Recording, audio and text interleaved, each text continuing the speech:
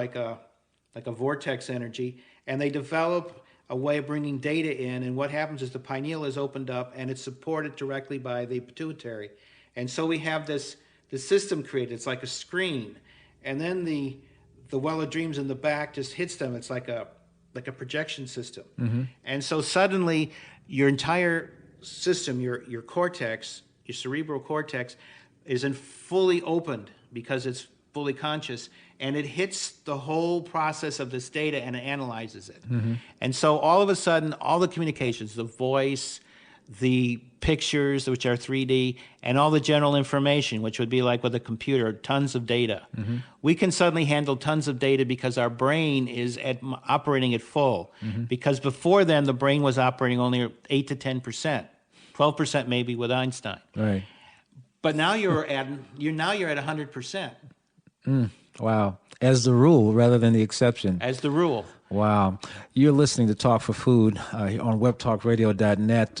We're coming up to break time. My guest is Sheldan Nidle, author of You Are Becoming a Galactic Human and Your First Contact, and many others that are basically geared to helping us become ready to enter a new civilization.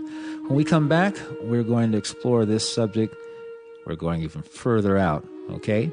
And also meaning further inside. When Talk for Food returns, we'll be right back.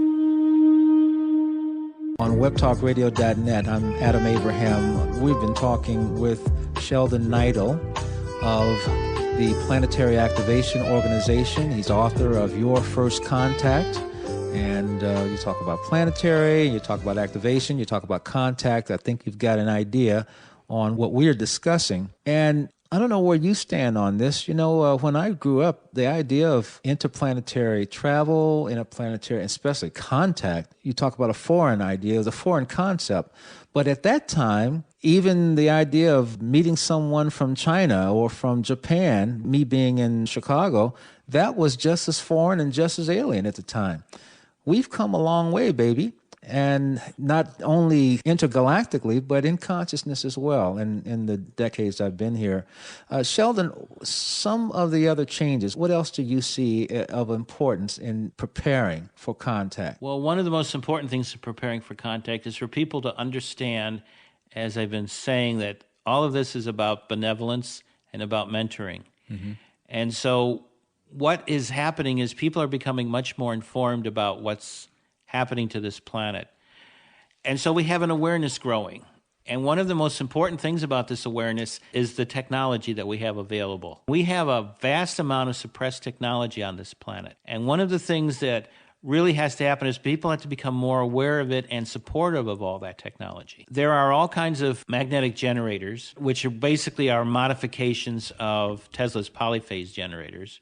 And there are things like homopolar generators, which are modifications of Faraday's original homopolar devices. So these would be used in what way? I mean, of course, the first generator, would they be, for example, for propulsion, for new types of transportation?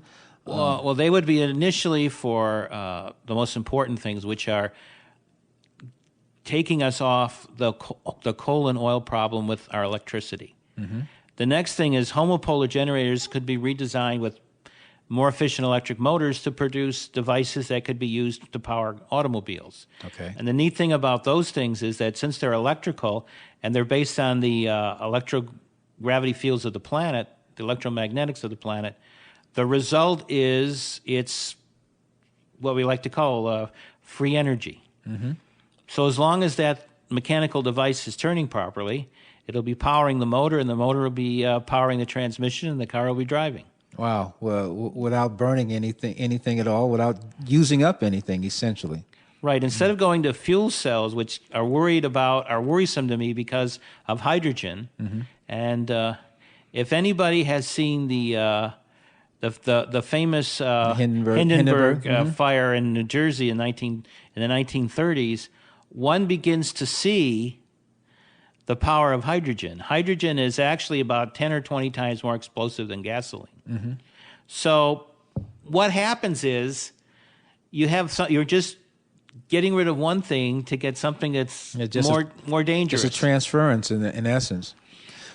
And so if you take a device that's a virtual free energy or space energy device based upon even modern electrical theory, if you take all of that stuff and you take advantage of it and you use it, you can solve the energy crisis. Mm-hmm. You don't need to worry about fuel cells and hybrid vehicles and all that stuff. Thinking about all of the other technology that goes, the supporting technology that would go into that, like refueling stations and all of that stuff that would have to be a part of it as well.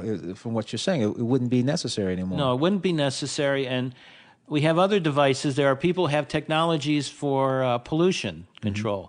So we have suppressed technologies in this planet. So what we need to do is become more aware that these things exist so that people can start asking questions of government of what's going on here.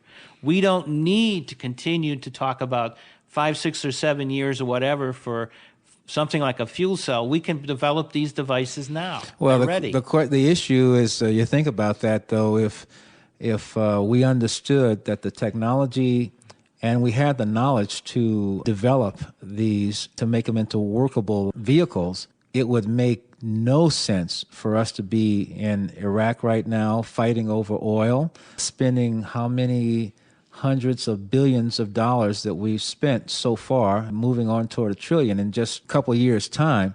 It would make very little sense. How much research could we do for even a fraction of that amount in developing some of this? It wouldn't take very much. It doesn't take millions. It'd take even less than that. What we have to understand is that this technology exists.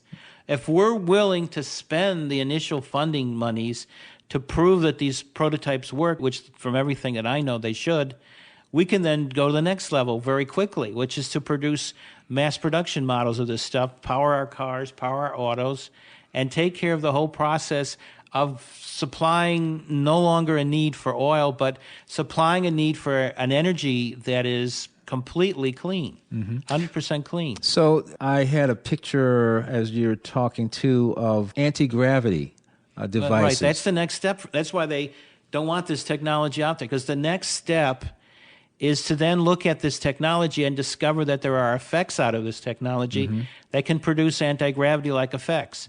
So now we're talking about the next level, which is what I like to call these maglev devices or magnetic lifter devices. Right. This then becomes the next step, because now we can develop vehicles that not only would continue the basic dimensions of time. Let's say if you were traveling in a vehicle, it would be the same as if you were traveling in a vehicle that had a gasoline motor in it. So the process right now is to move to the next step from that. And this is what the powers that be on this planet want to do. They want to keep us at a certain level of technology, and they're very hesitant, unless a major emergency happens, to switch it. And of course, when you start doing that, you start asking the next question, which they don't want you to ask, is, well, if our civilization has reached a point where it can create advanced technologies that solve our basic problems and allow us then to go safely out into space and deep space at that, then the next question is, why haven't other civilizations done that? And are we being visited? And then that gets into the whole disclosure thing. So what's happening here is there is a pressure going right now to produce these devices, and there's also a lot of people, with very knowledgeable people, that are beginning to understand that indeed we are being visited with this technology, which is the next level up from what we were just talking about. So now we have to look at this and say, well, this is logical. It's a natural, logical progression.